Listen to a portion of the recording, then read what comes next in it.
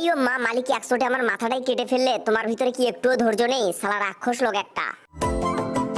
মালিক, এই জাম্বুরা শরীরটা অনেক নরম, কাটতে ভালোই লাগতেছে, তুমি আরো জোরে জোরে চাপ দাও। হ্যাঁ শালা, আমাকে চাপ দিয়ে কাটা বাদ দিয়ে মালিকের পিছনটা কেটে ফেল যা।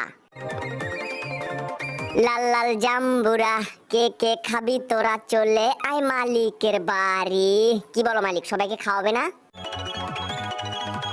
আরে বাবুরে মালিক, একবারে এতগুলো জাম্বুরা ঝুরে নিলে তুমি কি একা খেতে পারবে, নাকি আবার তোমার গার্লফ্রেন্ড আসবে? হ্যাঁ